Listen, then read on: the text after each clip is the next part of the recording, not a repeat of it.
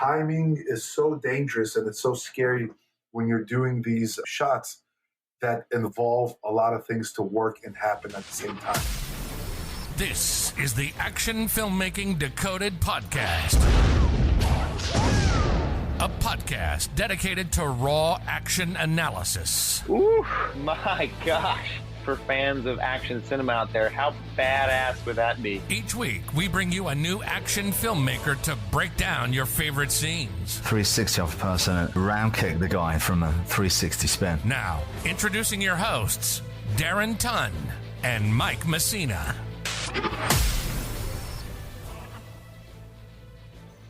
What's up, everyone? Mike here. Today's episode is part 2 of our interview with Vlad Rimburg. One portion of today's interview that I really enjoyed, Vlad talking about his time doing fight scenes for Netflix's hit show, Lucifer. He talks about specifically the art of how to use stunt doubles, especially for these epic fight scenes where two of the characters duking it out are being played by the same actor. It's a really cool listen, and I hope you enjoy. Just kind of wondering, just starting off, I know Tom Ellis plays both Lucifer and Michael. Does this factor in when you're choreographing at all? Not at all. As a matter of fact, I love it. Yeah. I love challenges because deep down inside, I like to be a problem solver. I used to love math. I loved math before it became English in AP Calculus BC. And that's why I hated math. But I've always been the problem solving type, and I've loved that. So when I was presented with the Michael character and I found out that he's played by Tom Ellis, I was like, okay, wonderful. Now, when we prep the fight, we still have 2 doubles for the 2 actors, right? Which is the Michael actor and the Lucifer actor, even though they're played by the same person. Mm-hmm. Now, when it came to designing the action sequences, I'm going to take you guys back to episode 3, season 5, episode 3, when Michael and Lucifer fought each other. Mm-hmm. When we had our meeting, there were, of course, talks about face replacement, split screen, and things like that. Now, again, this is where all the expertise and the experience comes into play. I went ahead and I designed the action sequences with minimum face replacement. And why is that a good thing? Because that means minimum VFX. And why is that a good thing? Minimum VFX means minimum cost of money. And why is that a good thing? Because producers don't want to spend that money. And why is that a good thing? Because then producers are going to like you. And why is that a good thing? Because then you'll build a relationship, which in turn will hopefully give you the opportunity to work with them again when they move on to other shows and projects. Also, VFX shots can be time consuming. So when we designed that Lucifer versus Michael fight, I had to keep in mind where my doubles were, where my actors were, meaning my one actor and where my one double is. And that's something that I started doing on Lucifer a while back. When I say a while back, I think maybe like 2006, 2007, Sam Hargrave and I were having a conversation. He's like, listen, you do great stuff, but you need to know how to shoot doubles. That's very, very important in our industry. And that rung true more so than ever when I was doing Lucifer. And the first season 3, the first season that I worked on, and then season 4 gave me the experience and the ability to know exactly where I'm placing a double and how to shoot a double. And how to shoot the way the network is going to shoot the show. Here's the thing, for anybody listening, just because you have a nice DSLR, right, you have to remember your camera weighs no more than 5 pounds. The cameras that professionals are operating with are going to have anywhere between a 25-pound weight to like a 60, 70-pound weight, depending on all the gear attached to it. Yeah, they're huge, yeah. So you have to keep that in mind. So the best thing to do is kind of going back to the Hong Kong ways of filmmaking. Mm-hmm. Here's your shot, make it happen. You can do shaky cam, but you got to be careful with the shaky cam. Mm-hmm. You got to be careful with the tilts. Like Vlad Rimburg, I love my tilts. You'll see that. There's always some kind of a Dutch angle, and at least, not in every single one of my shorts, there's a Dutch angle, period, right? But I can't always have that play out because the director might not want that, right? Unless I'm running the show, unless I'm the second unit, I can't dictate all the camera angles. But by having a solid previs, I can show everyone what it can look like with realistic camera angles. So season 3 and 4 gave me the practice to shoot doubles and to have real expectations as far as camera angles go. And then I took that and I got a new element in season 5. Here you have one actor who's playing 2 actors. I really had to work with the doubles and the camera angles and the kind of choreography that we would create. When we did that, again, everyone was extremely happy because, number one, we had 2 face replacement shots, which is the opening where Michael and Lucifer bang hands.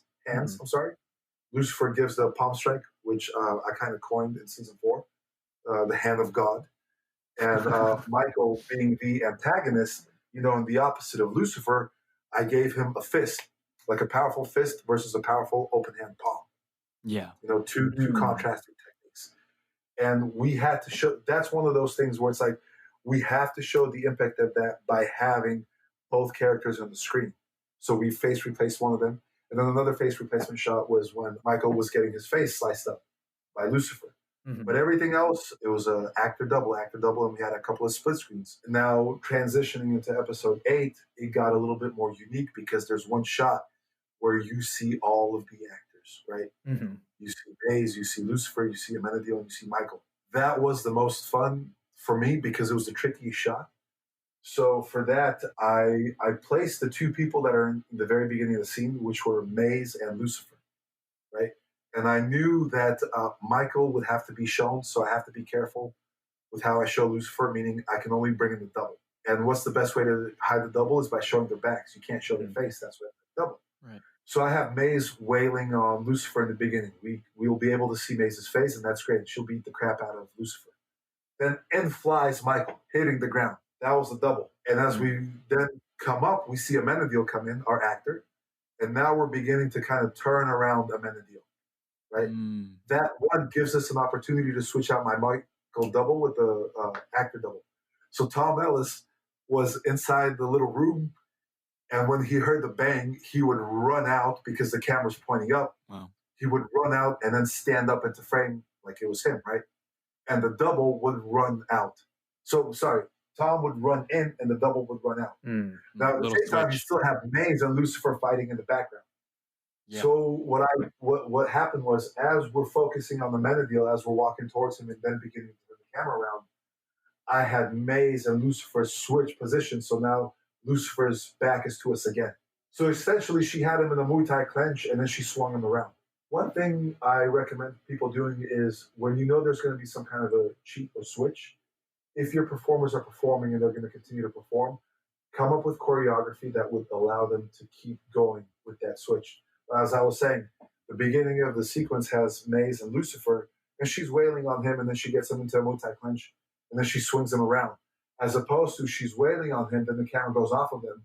Now they have to wait and time everything perfectly to reposition themselves. That's very, very dangerous. Timing is so dangerous, and it's so scary when you're doing these shots that involve a lot of things to work and happen at the same time. Right. So create a sequence for that. I always like to know what the beginning, middle, and end is. Unless there's a moment in the script where there's a cutaway, I will not cut away from the action. I will make sure that there's one flow. I'm going to transition into Penny Dreadful real quick. We had 2 50-man fights in that show. The first was a 50-man with like 100 background. Second one was a 50-man with like 300 background. When we designed that, Mark Norby, who was a stunt coordinator, and then Brian Duffy, the assistant stunt coordinator, we knew we had moments to fill in because they were on the storyboard. But we talked about it, and I let them know that it would be best if we created a story from beginning to end. So God forbid the director's all like, I want everything in one master take.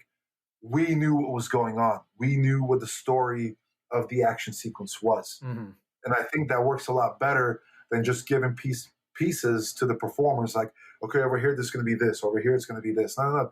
Let's just have the story moment going. So that way it's like, hey, this is story section 1, story section 2, story section 3. God forbid we have to do it. We just do 1, 2, and 3 in order. Or if we have to, we'll do section 3, then we have section 2. But everyone knows what the game plan is from A to B. I think the worst thing you can do with a performer and your actor is mixing things up so much they don't know where they're at as far as the choreography goes. And that was something super duper important with the mid-season finale of Lucifer. Again, knowing where my doubles are going to be, knowing when I'm going to be putting all the actors in. And we also did kind of a similar shot towards the end.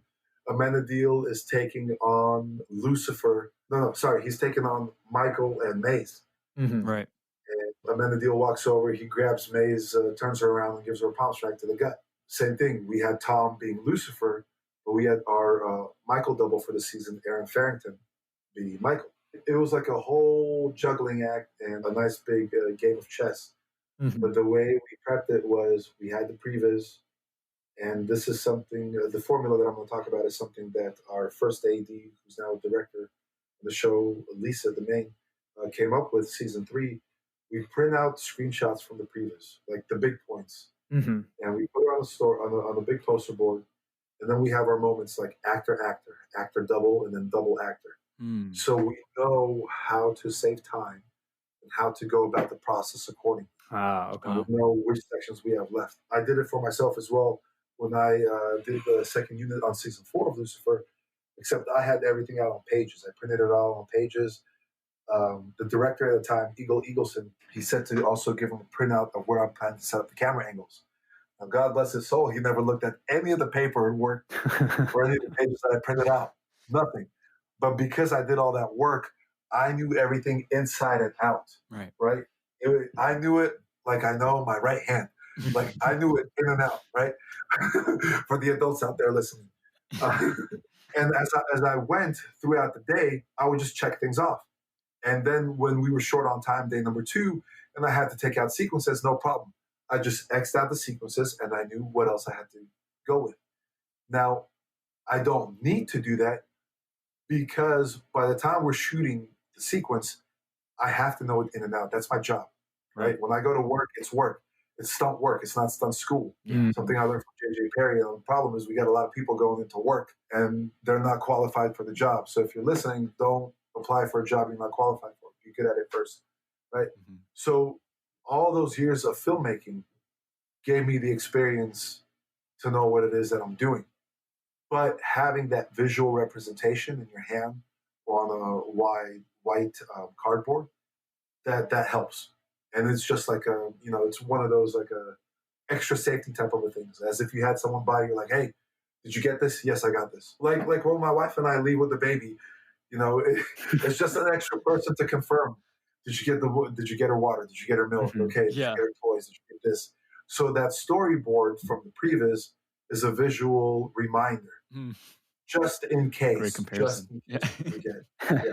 Again, I like problem solving, and when I found out that I had these 2 characters played by the same person, my head went to work without all the smoking, just because it was fun and exciting and new.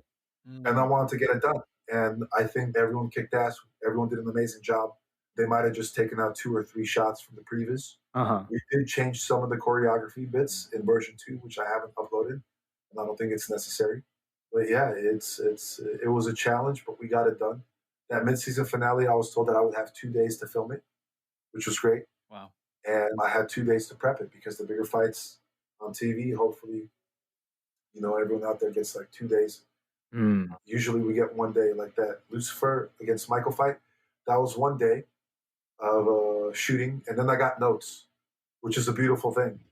And we went ahead and had a second day and redid everything that we needed to redo in 5 hours. And the reason I say notes are a beautiful thing, now some people be like, notes, they don't know anything. No. You get challenged, right? You get challenged. If someone tells you to do something, it's a challenge for you. It should never be like, oh, that was an easy day, whatever. I made $1,000. It was super easy. That's great.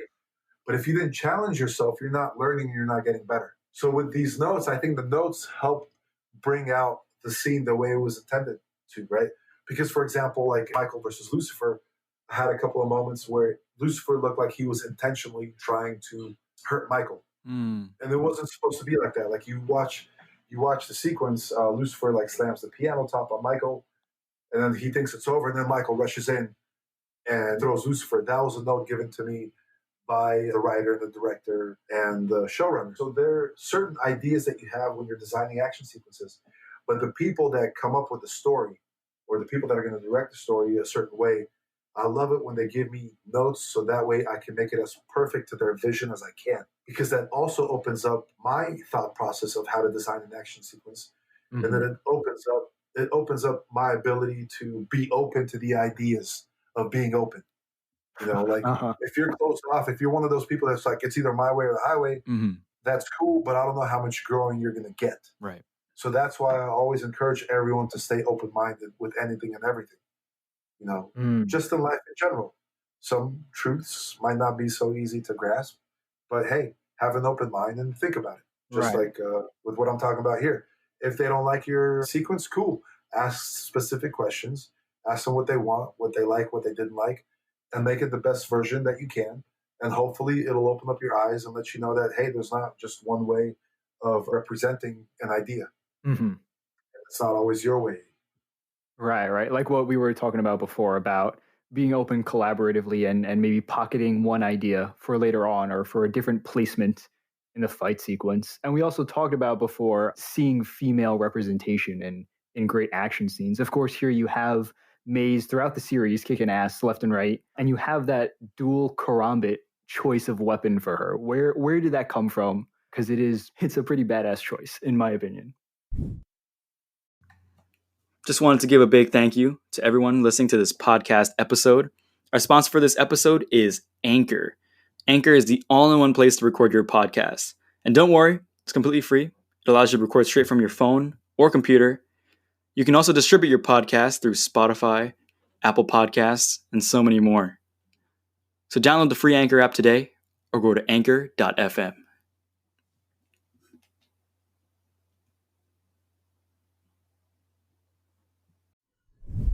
And we also talked about before seeing female representation in great action scenes. Of course, here you have Maze throughout the series kicking ass left and right, and you have that dual karambit choice of weapon for her. Where did that come from? Because it's a pretty badass choice, in my opinion. Well, that came from the writers. That came from season 1 and 2. The show takes place in Los Angeles, but the first couple of seasons were shot in Canada.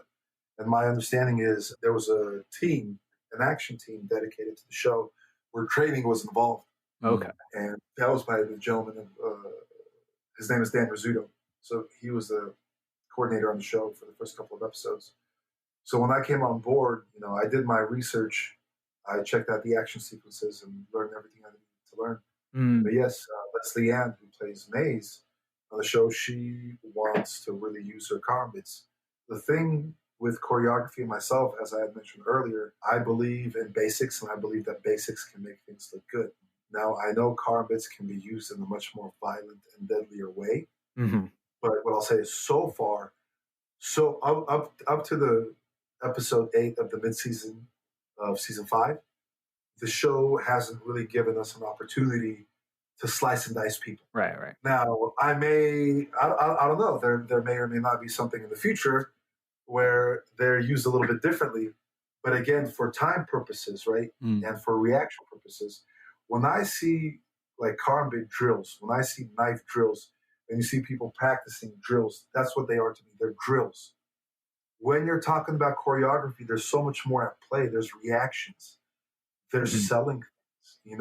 There's also movements. So it's funny. I just had this conversation with Micah Carnes, and I said, when you get into choreography such as trapping, if you have multiple cameras on the day, trapping style choreography can be very dangerous because the editors like to edit all the footage, meaning just about any angle they want to put in there. And when you have trapping sequences, they might cut away from a very important moment. Right. From a very important trapping moment. Same thing goes back to the karambits. There's X amount of flash that I wanted to show because I knew we had multiple camera angles going. In a sense, you could say that I forced my choreography onto the final product because I didn't have too many moves. Like, I'd rather have 2 big beats as opposed to 5 little quick beats. Because I know those beats, if they're edited, even if they're edited, they're going to sell as those big beats. I've seen shows where there's a lot of quick hand choreography, and from like 5, 6 moves, it went down to like 2. And it looked like it was the same thing over and over, and it bothers me. So again, like kind of just being careful with what it is that you have to play and how you play with it. But the karambits were great. Anytime that we did get to utilize them, and so far I think the mid-season finale, we got to have the most fun with them because we got to spin them around, give it a little bit more flair than usual. But again, limited with the amount of choreography, knowing that this is a long sequence, there are other parts involved, and we have to keep progressing through the story. I think the reason the mid-season finale worked is because I limited the amount of action there was in between the dialogue, in between the story beats. I think it was like no more than like 3 moves per sequence. So that way we can get into the story beats of it all, and the writers and the producers and the directors didn't feel like, oh, you know what, this is just one big action sequence. I'm not following the story. Right. You don't want to do that, especially if dialogue's involved. You don't want to take the attention of what's happening altogether, like the scale of the scene. And if there's too much choreography, that's going to take away. Everything needs to complement everything. You know, a lot of people, like with God coming down at the end, that complements the action sequence, that complements the intensity and the violence.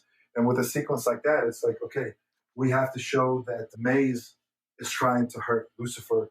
Lucifer is trying to defend himself and not hurt Maze until he's had enough, you know, and he strikes her and it's like, hey, get away, that's enough. And I wanted to show the interaction amongst all the characters, especially Lucifer and Michael. Even though we did that previously, I wanted to show it again. Like, I didn't want to leave it as a one-on-one between just Michael and Amenadiel. I was like, it'd be great to have Michael fight Lucifer and Amenadiel, like 3 brothers fighting each other, but also a 2-on-1 at the same time. All these little elements, but they help with the story. They help drive the story beats with it all. And then just, you know, going back to combats, yes, I love it. I love that there was a weapon involved, but the most amount we were able to do was episode 8.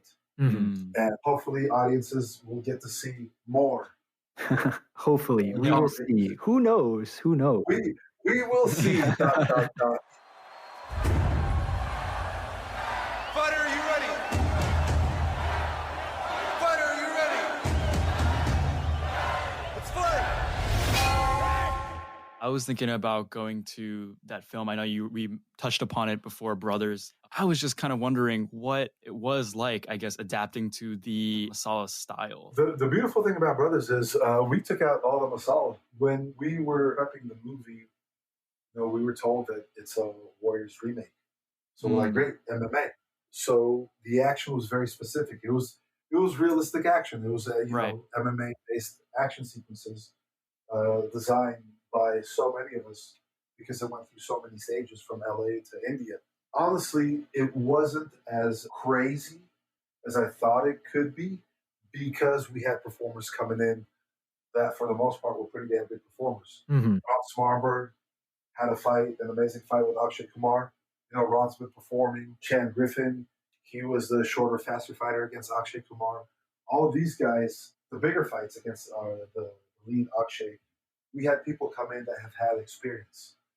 So it was definitely a lot easier. And Akshay, I mean, that gentleman was in the best shape of his life, period. The best shape of his life. And he was getting trained every Sunday by us. And his training originally began in Abu Dhabi with Eric Brown. So a lot of time and energy and practice went in. And I think the reason the movie worked from an action standpoint visually is because there was time put into the actors' training. Even Sid, the guy playing the younger brother, we trained him. Justin Yu began training him while Eric was training Akshay Kumar. So that's a very important thing to note. You know, going into India, a second time when I worked on Sultan, the actor told us, he says, listen, we do things differently. I go on set, I ask them what the choreography is, and I do it. And here we were having the guy train for a course of like 2.5 months. Wow. Yeah, and so that's crazy. It's really all about prep. So knowing that there was someone training the actors was definitely a sigh of relief. Now, there were times when we had to bring in some local people.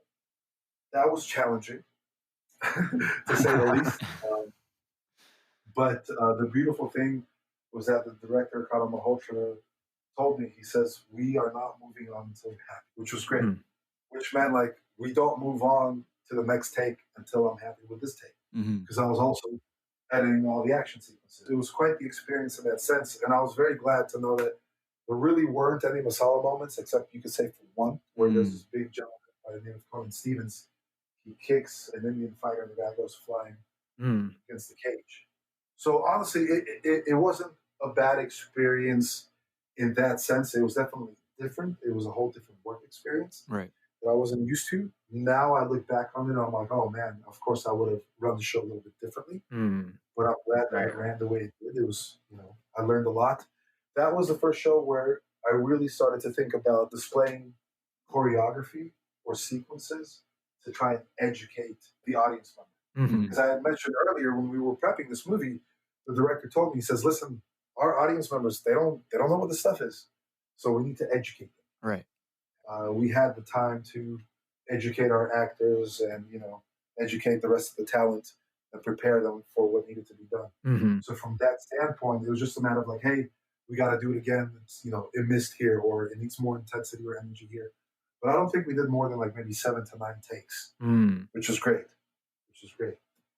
Because also, being the action director, I would also have the edit going in my head, which was nice. Right. And so as we're shooting, it's like, even though I'm setting up 3 different camera angles, I'm already piecing it together because I know what's going to work and what's not going to work. And at the time, it's like, great, I get an opportunity to set up 3 cameras. I've had opportunities to set up 2, but never 3. Yeah. So it was definitely a beautiful working experience in that sense. And as far as Masala goes, we were fine. We were fine. Well, I'll take that back. We did prep the final fight for a movie called Bahubali 2. And that movie, that's like the 300 of India. That's a Masala movie. Oh, yeah. But the sequences that we came up with, there wasn't any Masala in that. Because we were also very limited to the kind of equipment and gear we had. We prepped that fight over the course of 2 days while working in India on another project. And I know, for example, like Brad Allen's team of Chris Cohen, Jim Chu, and Brendan, they did their version and they had like 3 weeks to do that. And then over there, they were able to go ahead and get all the rigs set up and implement wire work and a lot more VFX. But other than that, I've seen the Masala movies. I've never been an actual part of it. But I don't know. So some of those sequences scare me. Like when those guys bounce off the ground, I'm like, oh man. Because in my head, I'm just thinking adjustments. And let's just say India works differently. Right. Okay. You also worked on Sultan, right? Yes. So Sultan, I was the assistant coordinator. That was the next MMA movie. And that's the movie where I talked about the actor telling us, hey, I usually go on set and they tell me what to do. And here I am training for 2.5 months. Right. That was definitely a lot easier for me because Larnell Stovall was the action director, so I got a chance to quote unquote relax a little bit, but I was still piecing all the action sequences together. We were making sure that the previs was being followed. And then there were times where I would step in and I would just kind of like take over because Larnell had to take care of something else for production. But again, another beautiful experience. There was no Masala involved. It was all MMA-based fighting. We got to work with a lot of cool people, Tyron Woodley, Marco Zaror, Maurice Crum. Again, we brought in people that would be comfortable performing in front of the screen, which made our lives a lot easier. If you do your homework, people will like you. Like if I'm going to hire someone and I ask them to do something and they know how to do it, I'm going to like him. Yeah. Because it tells me like, hey, you know how to do this because you did your homework, because you invested the time in it. Going back to Sultan and, even Brothers, I think our Indian actors did an amazing job, and they did an amazing job because of the time spent and involved prepping them and getting them ready for what was to come. Right. Because, for example, Akshay Kumar, he understood, like, we got to do it until we get it done. And we had heard stories of Salman Khan, who's the Tom Cruise of India. He's like the biggest superstar, right? Yes. It's like, hey, he's only going to give you 3 takes or this or that. And sure enough, we're like, hey, Salman Khan, sir, you got to do take number 8. And he did it. I mean, like, we worked him. We worked him. And it's going to be a good product, if you have someone like us, like myself, Larnell, like a solid team that understands how everything's going to look, working you because we're just trying to get you to that level where you shine the most. Right, making them look good, yeah. Yeah, and that's honestly very difficult to do with people that have never had the practice. Like Salman Khan, yes, he's done a bunch of action movies. Akshay Kumar also done a bunch of action movies, but they've never done our style of action. They've never done MMA. It's a little different, yeah. And that's something that we want to relay, especially to productions that are overseas. It's like when we come, the reason we want to edit our action, the reason we want to do it our way, it's because, it's coming from us. If you want to do it your way, hire your people. That's all there is to it. But obviously, there's been a bigger influence in the Indian market from the West because India has been so used to doing their style of action that these new things they're learning as more Westerners go abroad and work on their shows. Right. And were you also editing for those projects? Yes. And so on Brothers, I would be in front of camera and action directing for about 8 hours, and then I'd run upstairs and edit for 4. On Sultan, it was a little bit easier. I had my own tent on set. Because I was in front of the camera, there was an action director, the workload was less, and it was a lot easier to juggle.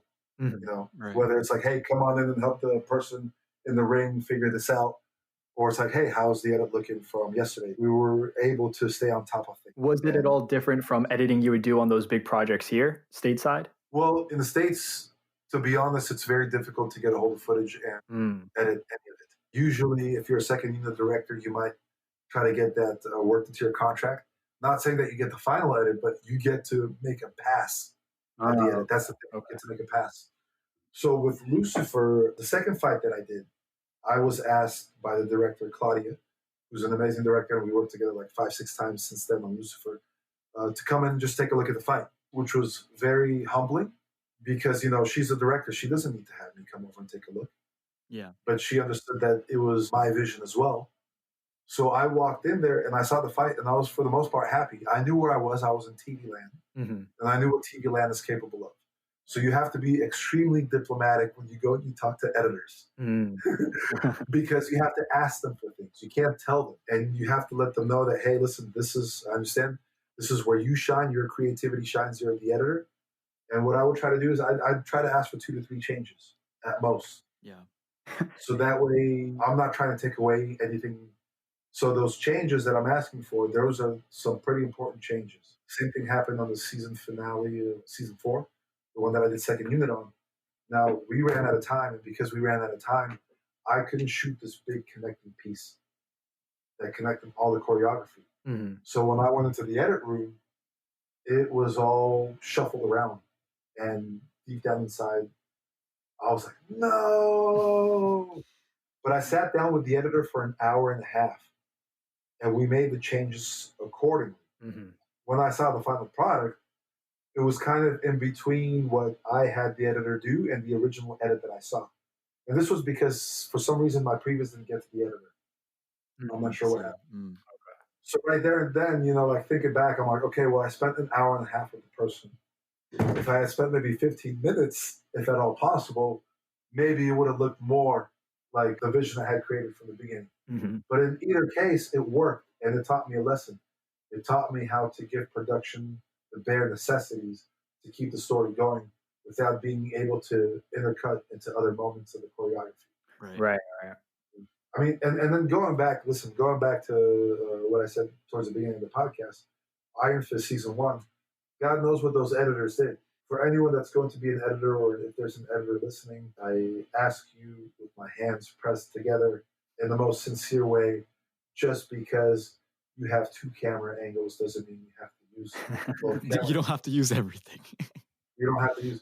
The mid-season finale, my editor was amazing because I think I asked him for a decent amount of changes, and that was also with the director there, Kevin Alejandro, and he was all up for it. He's all like, I love seeing longer takes. I'm like, yes, because these actors had worked so hard for it, and I kind of restricted the amount of shots, extra shots that we did with doubles and things like that on the day. I'm like, listen, our performers work their ass off. I'm going to put the performers in first, and I'll put in the doubles if I feel like we need anything. And sure enough, you see Leslie Ann doing the knee spin. You see D.B. Woodside as a Menadil doing a oneer with a Michael double, which takes him up into the air and slamming the guy back down. Because that was cut up into like 2-3 shots. But seeing it all in one, it's kind of like a thank you to the performers and a thank you to the action team. That's what I take it as. Now, I'm not saying always go ahead and just play out the bit. If it looks weak, it looks weak. But if the performers look strong in that single take, then just let it play out. Let it play out. So that's a big difference between working here in the States and working overseas. there's something called an action director, which I've been referring to. Mm-hmm. And over here in the States, I refer to it as a second unit director because that's the way it's categorized. And unfortunately, as a second unit director, you're not always doing action. It could be like, hey, go pick up these shots of kids skateboarding down the street. Mm-hmm. You know, it could be the most unexciting thing, but you're the second unit director. And you got to pick up those shots, and you got to make sure that it works and it looks good.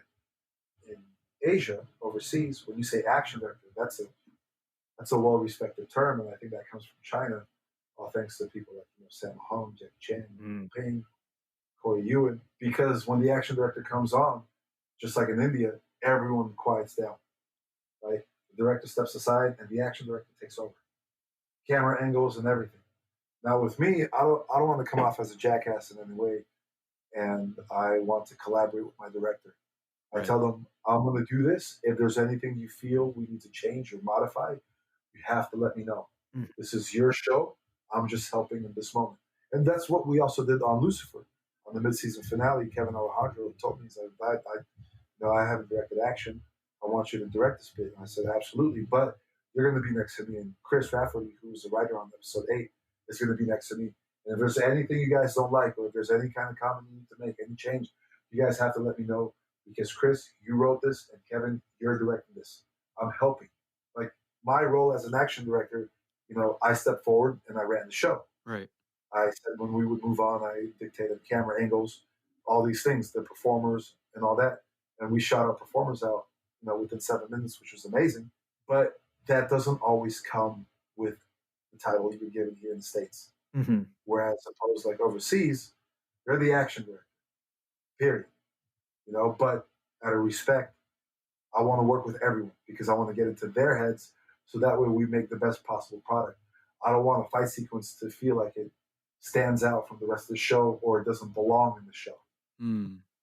So my job right now is to coordinate fights, design action sequences, and action direct if you ask me to, or second unit direct. But I'm always going to go ahead and make sure that this is all okay with the writer, with the production team, with the director, because at the end of the day, their names go up there before mine. Yeah. And I think in this segment here, we kind of wanted to jump into Unlucky Stars just a little bit. What is that, a stick? Yeah, that's going to hurt. I'm going to be giving you some very negative reviews online, pal. I had a question. Did you own suspenders already, or did you get a pair specifically for that one scene with Hargrave? The suspenders, I don't know if I owned them or if Dennis brought them over, but I did have suspenders since 2004. I shot a fight scene with Sean Charney where I'm fighting in suspenders in Chinatown. But as far as the suspenders go, originally I didn't want to do a fight scene at all. Oh, okay. I didn't want a finale fight. And I kept telling Dennis, I don't know about this. I don't know about this. And he convinced me to do it. So Sam Hargrave and I fought the second time. I told Dennis, we talked about it, because we're referencing so much Hong Kong cinema, and I'm the big boy, and Sam is the good-looking bad guy, right? It's like, hey, let's get Samo versus Norton from Twinkle Twinkle Lucky Stars, because you listen to Dennis talk about this in the behind the scenes, or any interviews he does, he'll reference Twinkle Twinkle Lucky Stars as a primary movie that he kind of pulled sources from to make Unlucky Stars. So one of the biggest homages was the Sammo Hung versus Richard Norton. And the most memorable Sammo Hung versus Richard Norton fight is, of course, Twinkle Twinkle Lucky Stars. So we wanted to pay homage to the wardrobe as well. And that's how the suspenders came into play. Now, the one thing, though, is we shot that, I can't remember what we shot first and what we shot last, but I was telling Dennis, I'm like, Dennis, my character doesn't wear suspenders throughout the entire movie. We don't see suspenders. How are we going to make this happen? Sure enough, the tennis racket, the suspenders, and me not wearing a belt. And there's also that little nod when you see me grabbing the suspenders with that tennis racket there to Twinkle Twinkle, because Sammo Hung fights with tennis rackets against Uswaga Kurata. But then we're like, that would be too much, and that would be like forcing it. To pay tribute to Sammo, we just knew that once I gave Dennis the okay that I'm going to go ahead and fight in the finale, I think it was just kind of like instinctive. We already knew what everyone would have to wear. And so, like you said, sort of having the big boys in the fight scenes, you sort of taunt Sam at one point. You're patting your tummy. You also have maybe halfway through the film, you have big boy. You have Troy coming up, throwing this spinning hook kick, knocking bottles all over the place, breaking things in the house.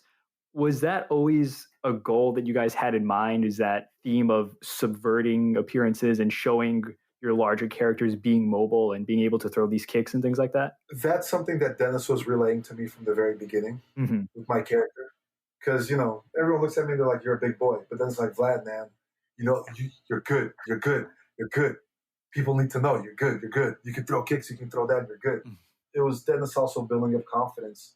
And that was a theme from the very beginning, to show that size doesn't matter with what it is that you're trying to achieve. Big people are very talented and unique in their own ways. As far as Troy throwing that spinning hook kick, I remember hearing about Troy. It's like, hey, there's this 300-pound guy that can jump up and clap his feet to your head. I was like, holy shit. And then I met Troy, and he and I did a fight scene. I don't know if it'll ever get released. But the idea with Unlucky Stars, Dennis wanted to put everyone in that he knew. Having Troy in there was just kind of like an extra special nod to the big boys of martial arts cinema. And we knew that Troy was talented. He could bust out some crazy moves like that spinning heel kick. Just to go back to the finale, Sam Hargrave was the one that decided to add those lines. Like, hey, not bad for a fat guy. Yeah. I'm like, that's great. I'm all like, we can. So those are all improv. Yeah. Yeah, that's all improv. So talked about it, and I said, let's speed it up. Let's have you say that line up to throw a kick. And then when you say the second line, you get popped in the face, and it'll work. And then towards the end, when he does that 3/4 backfall into the stairs right before I throw him into the big container, he's got his line. I thought that was fun, because it's like just kind of reminding the audiences, like, hey, big boy, but look at this big boy taking out this bad guy. Yeah. And earlier, also in the middle of the movie, in the scene where I play Seti's stunt double, and I do that fight, I look at myself in the mirror, and I suck in my stomach, and I lift up my chest. Yeah. Because the reality is, like, big boys, we do think about, like, what it would be like, if we were not such big boys. But at the same time, that's also what gives it the uniqueness. If Troy was like 185 pounds, 6-packs, and you do that spinning hook kick, no one would care. If I was, like right now I'm about 225 pounds. If I was 195 pounds in muscles, I'd just be another beautiful, white guy in the stunt industry. Yeah. But instead, I could be a big, beautiful stunt guy in the industry. When you start playing with things like sizes, especially going back to practicing the craft, someone like Troy, someone like myself, we've been training with this heavy weight our entire lives.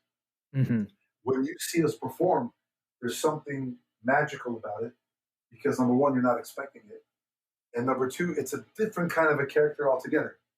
We see thin guys fighting all the time, even in the indie world. You see it, right? Tall guys, short guys, But when you see a big boy fight, and he sells the fight, he sells the movement, the technique, the energy, everything, you're kind of glued to the screen. Because this is something new and unique. Mesmerizing. Yeah. Going back to the first fight I did with Mickey and Amy, same thing. The response to that was amazing, because this was something that hasn't been seen before. You don't portray the female performers in such a way where they look so hard, or big people, for example. Like, when do you see big boys, fat guys be the heroes? Only really like in Kevin James movies. Or, like when John Candy was around, like, you're very limited. Even Seth Rogen, he changes weights, but he's a comedian. Like, big boys have been affiliated with comedy. Go back to Kevin James and John Candy. It's all comedy. So when you see a big boy perform and start fighting, and Kevin James also does this sometimes, you're like, oh, wow. Like, it just sucks good, because it's something you haven't seen before. I think it's great that Dennis played to that. I think the story is there. It's like, hey, big guy, but magical big guy. Unicorn big guy. Unicorn big. That's a t-shirt.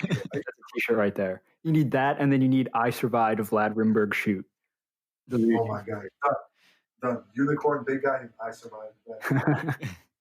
But for the unicorn big guy, I'm going to do a picture of me throwing a 12 o'clock sidekick. I like that. I saw there's a photo of you. Maybe you use it a lot with that same like green zip-up hoodie that you had in the project. That was my go-to hoodie. Actually, I gave that hoodie to Michael Laird to use in a project that's never been seen. I don't know if it'll ever be released. In the indie world, I was kind of limited to the wardrobe I had. It was like, hey, whatever anyone has, bring it out. Nowadays, it's like, okay, if the person's working, I'll tell them to go ahead and invest and buy the wardrobe. If they're having a hard time, I'll go with them to the store and I'll buy all the wardrobe for them. At the end of the day, it's an investment.